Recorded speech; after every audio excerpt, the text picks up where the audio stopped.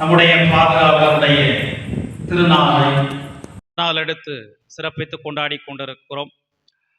எங்களை இந்த நவநாள் திருப்பலிக்கு உள்ளன்போடு அழைத்த உங்களுடைய பாசமிகு பங்கு தந்தைக்கும் இறை மக்களாகிய உங்களுக்கும் அன்பு கலந்த நன்றிகளை தெரிவித்துக் கொள்கிறோம். அன்பார்ந்தவர்களே, இந்த பங்கிற்கு இந்த ஊருக்கு வருவது மிகவும் மகிழ்ச்சி அளிக்கக்கூடிய ஒரு செயலாக இருக்கிறது. உங்களை பார்ப்பதும் மட்டற்ற மகிழ்ச்சியை தருகிறது. அன்பார்ந்தவர்களே, நம்முடைய பாதுகாவலருடைய திருநாளை கொண்டாடக்கூடிய இந்த நாளிலே திருநாளின் 4ஆம் நாளான இன்று நம்முடைய சிந்தனைக்காக ஒரு அருமையான தலைப்பு தரப்பட்டிருக்கிறது. மனித மாண்பா, மனித பெருமையா?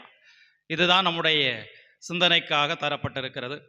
அன்பார்ந்தவர்களே, நம்முடைய திருத்தந்தை லியோ அவர்கள் எழுதிய மகத்தான மானுடம் என்ற திருத்தூது மடலை மையமாக வைத்து எடுக்கப்பட்டிருக்கக்கூடிய இந்த தலைப்பு இன்றைக்கும் நமக்கு பொருத்தமான ஒரு தலைப்பாக இருக்கிறது. ஆகவே அதை பற்றி சிந்தித்து பார்ப்பதும் மிகவும் சிறப்பான ஒரு செயலாகவே நான் கருதுகிறேன்.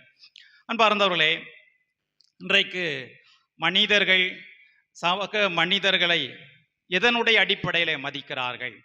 ஒருவரிடத்திலே பணம் இருக்கிறது என்றால் அவருக்கு மதிப்பு இருக்கிறது. ஒருவர் அதிகாரத்தில் இருக்கிறார் என்றால் அவருக்கு மதிப்பு இருக்கிறது.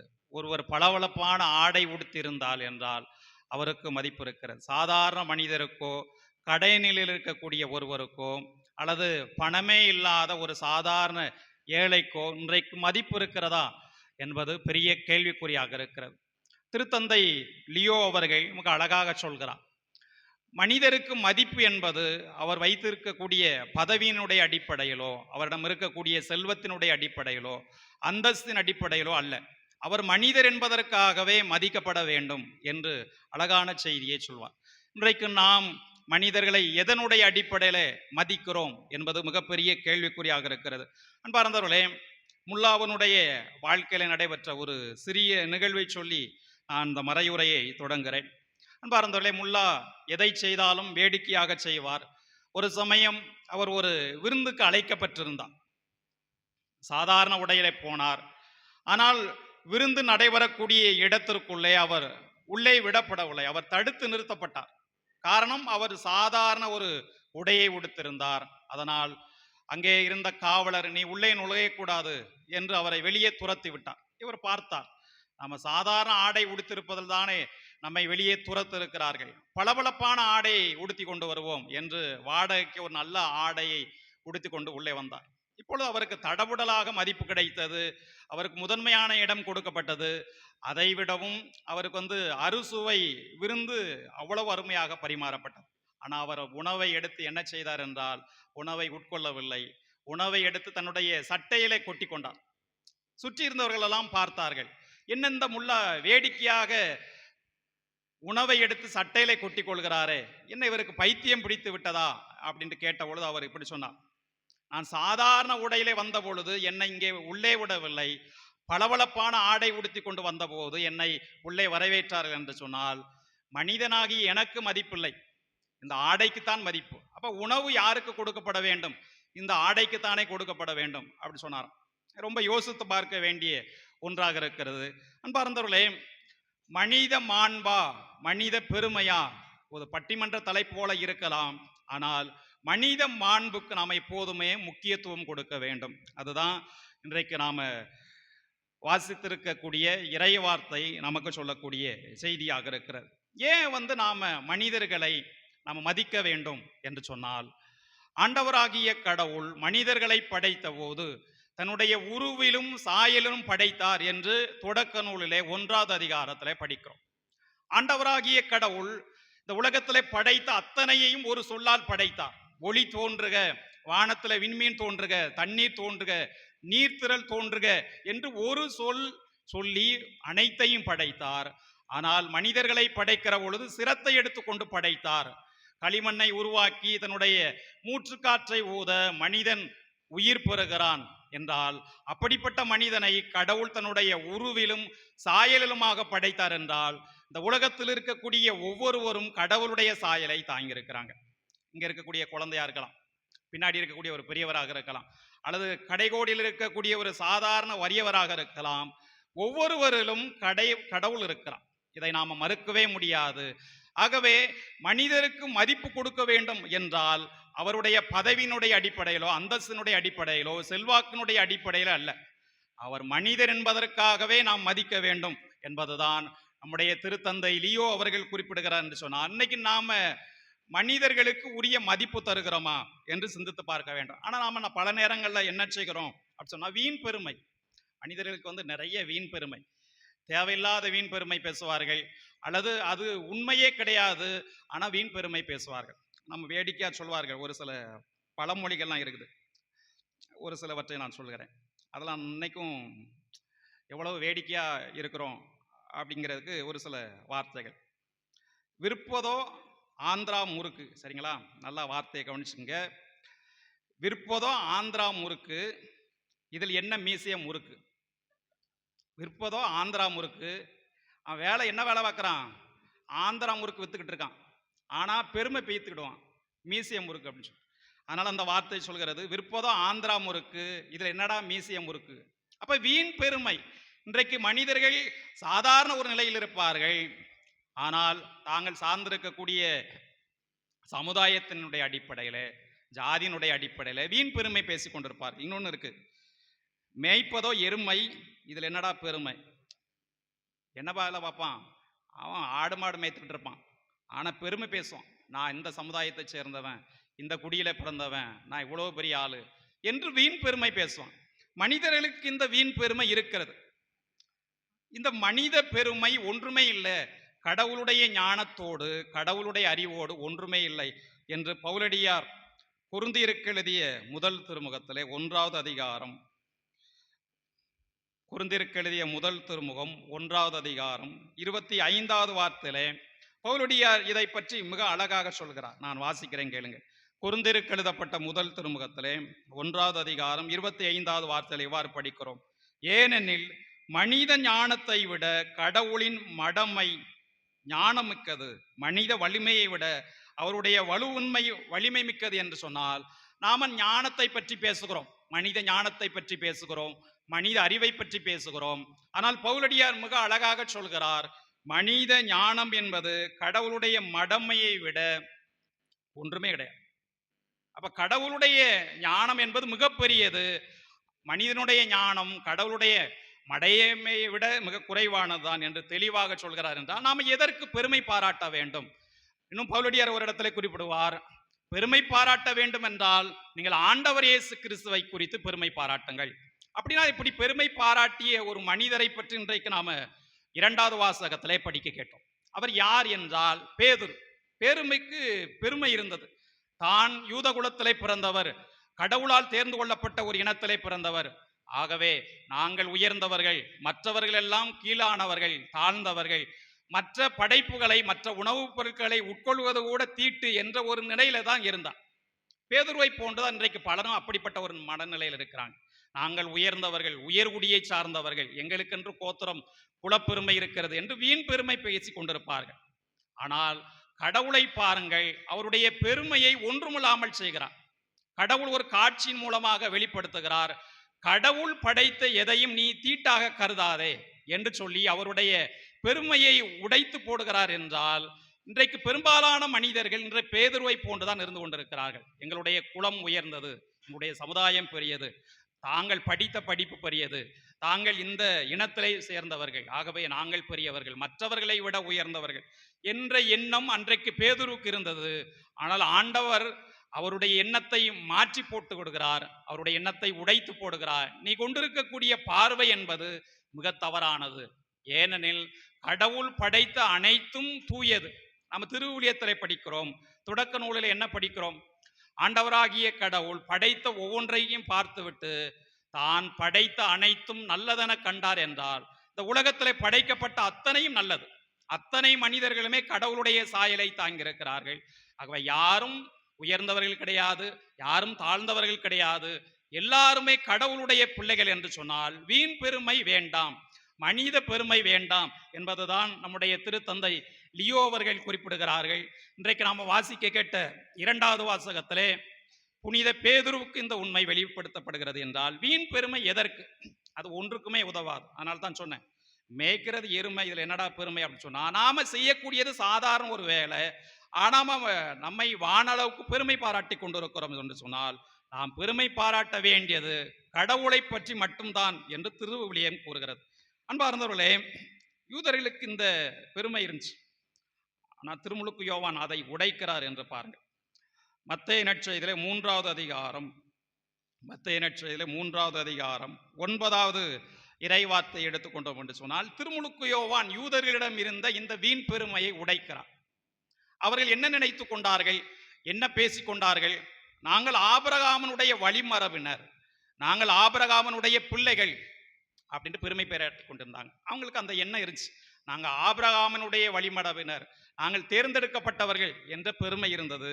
ஆனால் திருமுழுக்கு யோவான் சொல்கிறார் ஒரு அழகான செய்தி, நாம புரிந்து கொள்ள வேண்டியது, ஆபிரகாம் எங்களுக்கு தந்தை என உங்களிடையே சொல்லி பெருமை கொள்ள வேண்டாம்.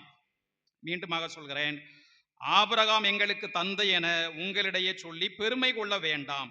இக்கற்களில் இருந்தும் ஆபிரகாமுக்கு பிள்ளைகளை தோன்ற செய்ய கடவுள் வல்லவர். இதுல எதுக்கு நீங்க பெருமை பாராட்டுகிறீர்கள்? ஆபிரகாமனுடைய பிள்ளைகள் என்றால் அவருக்கு உரிய செயலை செய்யுங்கள், அவர் என்ன செயலை செய்தாரோ அதற்கேற்ற செயலை செய்யுங்கள். ஆனால் நீங்கள் கடவுள் அனுப்பிய என்னை நீங்கள் கொல்ல முயல்கிறீர்களே என்று ஆண்டவர் இயேசு கிறிஸ்து இந்த யூதர்களை கடிந்து கொள்கிறார் என்றால், தேவையற்ற பெருமை ஒன்றுக்கும் உதவாது. தேவையற்ற பெருமை நாம தவிர்க்க வேண்டும் என்பதுதான் இன்னைக்கு நாம மனதில் இருத்த வேண்டிய செய்தி. அப்ப மனித மாண்பா, மனித பெருமையா என்றால், மனித பெருமை ஒன்றுக்குமே உதவாது. பெருமை பாராட்ட வேண்டும் என்றால் நாம் கடவுளை குறித்து, ஆண்டவர் இயேசு கிறிஸ்துவை குறித்து பெருமை பாராட்ட வேண்டும் என்று திருவிவிலியம் கூறுகிறது என்றால், இந்த வீண் பெருமையை நாம் விட்டொழிக்க வேண்டும். அது இறைவார்த்தை நமக்கு சொல்லக்கூடிய செய்தி. அப்ப வீண் பெருமையை விட்டொழிக்கணும்னா என்ன செய்யணும்? அதை பற்றி சிந்தித்து பார்ப்பதற்கு முன்னதாக ஒரு நிகழ்ச்சியை சொல்கிறேன். அன்பார்ந்தவர்களே, ஏழைகள் மீது தனிப்பட்ட அன்பு கொண்டிருந்தவர் புனித வின்செந்தை பவுல்.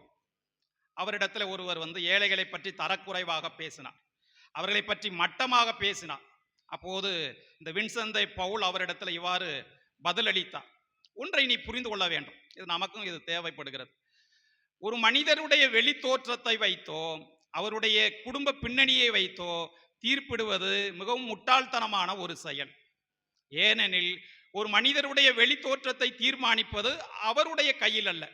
நாம இந்த நேரத்துல பிறக்கணும், இந்த சமுதாயத்துல பிறக்கணும், இந்த குடியில பிறக்க வேண்டும், அல்லது இந்த நாட்டில் இந்த இனத்துல பிறக்க வேண்டும் என்பது நம்முடைய கையில் அல்ல. ஆகவே அதை வைத்து ஒருவரை தீர்ப்பிடுவது என்பது முட்டாள்தனமான செயல். ஆகவே அதை தவறு என்று புனித வின்செந்தை பவுல் சொன்னார். தொடர்ந்து சொன்னார், கடவுள் ஒவ்வொருவருக்குள்ளும் இருக்கிறார். ஆகவே ஒவ்வொருவரையும் அன்பு செய்ய வேண்டும். ஒவ்வொருவரையும் அன்பு செய்கிற பொழுது கடவுளை நாம் அன்பு செய்கிறோம் என்று வின்செந்தை பவுல் அந்த மனிதருக்கு சொன்னார் என்றால், நாம ஒரு மனிதரை அவருடைய வெளித்தோற்றத்தை வைத்து தீர்ப்பிடுவது என்பது அவ்வளவு முட்டாள்தனமான செயல். ஆகவே நாம் மனிதர்களை தீர்ப்பிடுவதை தவிர்க்க வேண்டும், வீண் பெருமையை தவிர்க்க வேண்டும். மாறாக எல்லாரையும் அன்பு செய்ய வேண்டும். காரணம், எல்லாருக்குள்ளும் கடவுள் இருக்கிறார். ஆண்டவர் இயேசு கிறிஸ்து அந்த செய்தியை சொல்கிறார். நீங்கள் மத்தேயு நற்செய்தி 25வது அதிகாரம் 40வது இறைவார்த்தை எடுத்துக்கொண்டீர்கள் என்று சொன்னால், இயேசு மிக தெளிவாக ஒரு செய்தியை சொல்கிறார். மிகச் சிறியோராகி இவர்களுக்கு ஒன்றை செய்ததெல்லாம் எனக்கே செய்தீர்கள் என்றால், சாதாரண ஒரு மனிதருக்கு நாம் அன்பு காட்டுகிற பொழுது, இரக்கம் காட்டுகிற ஒரு அன்பு செயலை செய்கிற பொழுது கடவுளுக்கே சென்று சேர்கிறது என்றால், ஒவ்வொருவருக்குள்ளும் கடவுள் இருக்கிறார். ஆகவே ஒவ்வொருவரையும் அன்பு செய்ய வேண்டும். தேவையற்ற வீண் பெருமைகளை நாம் தவிர்க்க வேண்டும் என்பது நாம மனதில் வைத்துக் கொள்ள வேண்டிய முதன்மையான செய்தி. பெருமையை தவிர்க்க வேண்டும் என்றால் என்ன செய்யணும் என்றால், ஆண்டவர் இயேசு கிறிஸ்து நமக்கு முன்மாதிரி காட்டுகிறார். அன்பார்ந்தவர்களே, இன்னைக்கு நற்செய்தி வாசகத்தில் நம்ம ஒரு அழகான நிகழ்வை படிக்கிறோம். இயேசுவை ஆண்டவர் என்றார்கள், போதகர்கள் என்றார்கள். ஆனால் அடிமைகள் செய்யக்கூடிய ஒரு வேலையை, அதாவது சீடர்களுடைய காலடிகளை கழுவுகிறார் என்றால், நாம் இந்த உலகத்தில் எப்படிப்பட்ட வாழ்க்கை வாழ வேண்டும் என்பதை இயேசு நமக்கு கற்றுத்தருகிறார். காலடிகளை கழுவிவிட்டு இந்த செய்தியை சொல்கிறார். ஆண்டவரும் போதகரும் என்று என்னை அழைக்கிறீர்கள். நான் ஆண்டவர் தான், போதகர் தான். ஆனால் நான் உங்களுடைய காலடிகளை கழுவுவது போல நீங்களும் ஒருவர் மற்றவருடைய காலடிகளை கழுவுங்கள் என்றால், நீங்கள் அந்த அளவுக்கு பணிந்திருங்கள். ஒருவர் மற்றவருக்கு சேவை செய்வதிலே நீங்கள் மனமு வந்து செயல்படுங்கள் என்பதைத்தான் ஆண்டவர் இயேசு கிறிஸ்து நமக்கு தெளிவுபடுத்துகிறார். என்றால் இந்த நிகழ்வை பற்றி பவுலடியார் இன்னொரு இடத்துல வேறு விதமாக சொல்கிறார். எங்கு சொல்கிறார் என்றால் பிலிப்பியருக்கு எழுதப்பட்ட திருமுகத்திலே 2வது அதிகாரம் 4, 5 ஆகிய 2 இறை வார்த்தைகளை மிக அழகான ஒரு செய்தியை பவுலடியார் பகிர்ந்து கொள்கிறார். பிலிப்பியருக்கு எழுதப்பட்ட திருமுகம் 2வது அதிகாரம் 4, 5 ஆகிய 2 இறை வார்த்தைகளை நான் படிக்கிறேன், கேளுங்க. நீங்கள் யாவரும் உங்களை சார்ந்தவற்றில் மட்டும் அல்லாமல் பிறரை சார்ந்தவற்றிலும் அக்கறை கொள்ள வேண்டும். கிறிஸ்து இயேசு கொண்டிருந்த மனநிலையே உங்களிலும் இருக்கட்டும் அப்படின்ட்டு ஒரு பெரிய பாடல் வருகிறது. கடவுள் வடிவிலை விளங்கிய அவர் தம்மையே வெறுமையாக்கினார், அடிமையின் வடிவை ஏற்று சாவை ஏற்கும் அளவுக்கு, அதுவும் சிலுவை சாவை ஏற்கும் அளவுக்கு தம்மையே தாழ்த்தி கொண்டார். ஆகவே கடவுள் அவரை மிகவும் உயர்த்தி எப்பெயருக்கும் மேலான பெயரை அவருக்கு அருளினார் என்றால் இயேசு கிறிஸ்துவிடம் இந்த தாழ்ச்சி இருந்தது. மனிதர்களுக்கு சேவை செய்ய வேண்டும், பணிவிடை செய்ய வேண்டும். பணிவிடை செய்வதுதான் ஒரு மனிதருக்கு அதிகாரம் கொடுக்கிற பொழுது அவர் செய்ய வேண்டிய முதன்மையான செயல் என்றால் நம்ம வீண் பெருமை கொள்ளக்கூடாது என்று சொன்னேன். அப்படின்னா என்ன செய்யணும்? மனிதர்களுக்கு சேவை செய்ய வேண்டும், மனிதர்களுக்கு அன்பால் இரக்கத்தால் நாம் பணிவிடை புரிய வேண்டும். இதை நம் ஆண்டவர் இயேசு கிறிஸ்து கற்றுத்தருகிறார். பணிவிடை புரிய வேண்டும் என்றால் இதற்கு அடிப்படையில நம்முடைய உள்ளத்துல மனத்தாழ்மை வேண்டும். ஆண்டவர் இயேசு கிறிஸ்து அதை இன்னும் அழகாக சொல்கிறார். மத்தேயு நற்செய்தியிலே 11வது அதிகாரம் 29வது இறை வார்த்தையிலே சொல்கிறார், நான் கனிவும் மனத்தாழ்மையும் உடையவன், ஆகவே என்னிடமிருந்து கற்றுக்கொள்ளுங்கள் என்று சொல்கிறார். இன்னைக்கு எந்த மனிதராலும் இப்படிப்பட்ட ஒரு வார்த்தைகளை சொல்ல முடியுமா? என்னிடமிருந்து கற்றுக்கொள்ளுங்கள். ஒரு மனிதரிடமிருந்து நாம கற்றுக்கொள்ள முடியுமா? அப்படின்னா அது அரிதான செயல். நல்ல பண்புகளை கற்றுக்கொள்ள முடியுமா? கற்றுக்கொள்ளக்கூடிய அளவுக்கு இன்றைக்கு நல்ல மனிதர்கள் இருக்கிறார்களா? எடுத்துக்காட்டான முன்மாதிரியான மனிதர்கள் இருக்கிறார்களா என்றால் பெரிய கேள்விக்குறி. ஆனால் ஆண்டவர் இயேசு கிறிஸ்து அப்படிப்பட்ட எடுத்துக்காட்டான வாழ்க்கை வாழ்ந்தார்.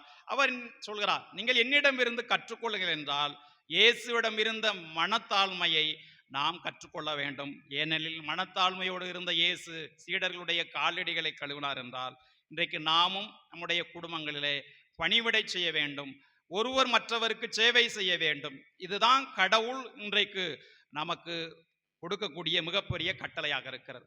அப்ப மனிதர்களுக்கு மாண்பு வருவது எப்படி? ஒரு மனிதருக்கு சேவை செய்கிற பொழுது, ஒரு மனிதருக்கு நாம் இரக்கத்தோடு அன்பு செயல் புரிகிற பொழுதுதான் நமக்கு மாண்பு கிடைக்கிற போது மற்றவர்களுக்கும் நாம மாண்பை தருகிறோம். அன்பார்ந்தவர்களே, யாக்கோபு புத்தகத்திலே இந்த செய்தியை இன்னும் அழகாக சொல்வார். யாக்கோபு புத்தகத்தை நீங்கள் எடுத்துக்கொண்டீர்கள் என்று சொன்னால் 4வது அதிகாரம் 6, 7 ஆகிய 2 இறை வார்த்தை 6வது வார்த்தையில இருக்கிறது. யாக்கோபு புத்தகம் 4வது அதிகாரம் 6வது வார்த்தையிலே நாம் படிக்கிறோம், செருக்குற்றோரை அவர் இகழ்ச்சியுடன் நோக்குகிறார். கடவுள் என்ன செய்கிறார்? செருக்குற்றோரை அவர் இகழ்ச்சியுடன் நோக்குகிறார். தாழ்நிலையில் உள்ளவருக்கோ என்ன செய்கிறார்? கடவுள் கருணை காட்டுகிறார். என்றால் நாம் தாழ்மையோடு இருக்கிற பொழுது, எல்லாருக்கும் பணிவிடை செய்கிற பொழுது, அது குடும்பங்கள்ல இருந்து தொடங்கலாம். நான் பெரியவன், நான் சம்பாதிக்கிறேன், நான் படித்திருக்கிறேன், நான் எதுக்கு அடுத்தவங்களுக்கு கீழ்ப்படிந்து போகணும், அடுத்தவங்களுக்கு பணிவிடை புரியணும் என்பதல்ல. பணிவிடை புரிவதை நம் ஆண்டவர் இயேசு கிறிஸ்து கற்றுத்தருகிறார். பணிவிடை புரிபவருக்குத்தான் கடவுள் கருணை காட்டுகிறார் என்று இறைவார்த்தை சொல்கிறது. என்றால் எப்போதெல்லாம் நாம் தாழ்மையுடனும் பணிவுடனும் நம்முடைய பணிகளை பிறருக்கு செய்கிறோமோ அப்பொழுது கடவுளுடைய கருணை நமக்கு நிறைவாக இருக்கிறது. ஆக மனித பெருமை அல்ல, மனித மாண்பு பேணி பாதுகாக்கப்பட வேண்டும். இந்த மனித மாண்பை கடவுள் நமக்கு தருகிறார். இந்த மாண்பை நாம இன்னைக்கு கடைபிடிக்க வேண்டும் என்பதுதான் நாம புரிந்து கொள்ள வேண்டிய செய்தியாக இருக்கிறது. அன்பார்ந்தவர்களே, சில நாள்களுக்கு முன்பாக ஜூலை 31ஆம் நாள் புனித லொயோலா இன்னாசியாருடைய விழாவை கொண்டாடினோம். அவர் கடவுளிடத்திலே மன்றாடுகிற பொழுது இவ்வாறு மன்றாடுவார். அது ஜபமாகத்தான் இருக்கிறது. நான் சொல்றதை நீங்க அப்படியே சொல்லுங்க, சரிங்களா? திரும்ப சொல்லுங்க. என்னுடைய சொல் சொல்லுங்க, என்னுடைய சிந்தனை, என்னுடைய சுதந்திரம் எல்லாவற்றையும் நீரை எடுத்துக்கொள்ளும். உம்முடைய அன்பையும் அருளையும் எனக்கு தாரும். சத்தமா சொல்லுமா? என்னுடைய சிந்தனை, என்னுடைய சொல், என்னுடைய சுதந்திரம் எல்லாவற்றையும் நீரை எடுத்துக்கொள்ளும். உம்முடைய அன்பையும் அருளையும் எனக்கு தாரும். ரொம்ப அருமையான ஜெபம். அவர் அடிக்கடி இந்த ஜெபத்தை சொல்வார். அன்பார்ந்தவர்களே, இந்த ஜெபத்தை ஏன் சொல்கிறார்னா, நம்முடைய சிந்தனைகள் எல்லாம் குறைபாடோடு இருக்கிறது. நாம பேசக்கூடிய வார்த்தைகள் குறைபாடத்தோடு இருக்கிறது, நம்முடைய செயல்பாடுகள் குறைபாடோடு இருக்கிறது என்றால் இன்னைக்கு நாம கடவுள்கிட்ட கேட்போம், என்னுடைய சிந்தனை சொல் சுதந்திரம் எல்லாவற்றையும் நீர் எடுத்துக்கொண்டு குறையே இல்லாத உம்முடைய அன்பை, உம்முடைய பேரன்பை, அருளை எனக்கு தாரும் அப்படின்னு நம்ம கடவுள்கிட்ட கேட்டோம் சொன்னா நம்ம ஒரு நாளும் தற்பெருமை பேசிக்கொள்ள மாட்டோம், வீண் பெருமை பேசிக்கொள்ள மாட்டோம், அடுத்தவர்களை பற்றி மற்றமாக பேச மாட்டோம். ஒரு பாடல் இருக்கிறது, என்ன பாடல் அப்படின்னு சொன்னா, குளம் தாழ்த்தி உயர்த்தி சொல்லுதல் என்னது? பாவம். குளம் தாழ்த்தி உயர்த்தி சொல்லுதல் பாவம். அப்ப அடுத்தவர்களை இழிவாக கருதுவது என்பது பாவம். நாம பாவ அறிக்கை செய்கிறோம் அப்படி சொன்னா அடுத்தவர்களை பற்றி தவறாக பேசுவதும் அடுத்தவர்களை பற்றி இழிவாக பேசுவதும் பாவம் என்பதை தான் நம்ம புரிந்து கொள்ள வேண்டிய என்றால், எல்லாரையும் கடவுள் மனிதர்களை தன்னுடைய சாயல்ல படைத்திருக்கிறார் என்றால் அவர்கள் தாழ்வானவர்கள், அவர்கள் இழிவானவர்கள், அவர்கள் ஒன்றுக்கு உதவார்கள் என்று சொல்வது கூட பாவம் என்றால், இன்றைக்கு நாம புனித இஞ்ஞாசியாரை போன்று குறைபாடோடு இருக்கக்கூடிய என்னுடைய சொல் செயல் சிந்தனை சுதந்திரம் எல்லாவற்றையும் நீர் எடுத்துக்கொண்டு நிறைவாக இருக்கக்கூடிய உம்முடைய அன்பையும் அருளையும் எனக்கு தாரும் என்று சொன்னா நாம என்ன செய்வோம் என்றால், சக மனிதர்களை மனித மாண்போடு நடத்துவோம், யாரையும் இழிவாக கருத மாட்டோம்.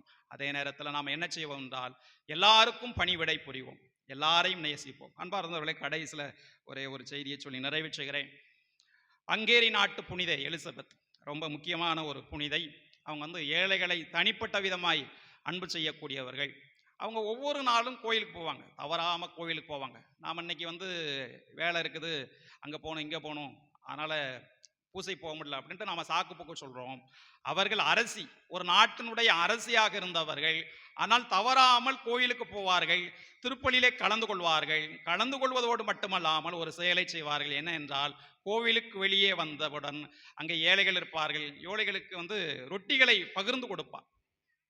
அதை பார்த்துட்டு சிலர் கேலி செய்தார்கள், கேள்வி கேட்டார்கள், ஏழைகளுக்கு நீங்கள் ஏன் இப்படி வாரி வாரி வழங்குகிறார்கள், அவங்க உழைக்கட்டுமே, அவங்களை உழைக்கறப்புக்கு விட்டுங்க அப்படின்ட்டு சொன்ன பொழுது அவர் இந்த வார்த்தைகளை சொன்னார். நான் கோயிலுக்கு போகிறேன், கோயிலிலே நற்கருணையை உட்கொள்கிறேன், இந்த நற்கருணையிலே நான் காணக்கூடிய அதே இயேசுவைத்தான் இந்த ஏழைகளிலே காண்கிறேன் என்றால், நற்கருணையை நான் மரியாதையோடு உட்கொள்கிறேன், ஆனால் இந்த ஏழைகளை அவமரியாதை செய்கிறேன் என்றால் நான் ஏழைகளை அவமதிப்பதன் மூலமாக கடவுளை அவமதிக்கிறேன் என்று சொன்னார். அப்ப எவ்வளவு அற்புதமான வார்த்தைகள் என்றால், ஒவ்வொரு மனிதரிலும் கடவுள் இருக்கிறார். ஆகவே நான் சக மனிதரை அன்பு செய்கிற பொழுது கடவுளை அன்பு செய்கிறேன், சக மனிதரை நேசிக்கிற பொழுது கடவுளை நேசிக்கிறேன். இந்த அன்பை நாம எப்படி வெளிப்படுத்துவது? அவர்களுக்கு பணிவிடை புரிவது, அவர்களுக்கு இரக்கம் காட்டுவது, தோழமையோடு இருப்பது, நட்பு பாராட்டுவது, இந்த செயல்களை நாம் தொடர்ந்து கடைபிடிப்போம். நாமும் மனித மாண்போடு இருப்போம், கடவுளும் நம்மை மேலும் மேலும் உயர்த்துவார். அதற்கான ஆற்றலை இந்த திருப்பலியிலே நாம் நம்பிக்கையோடு மன்றாடுவோம். ஆமென்.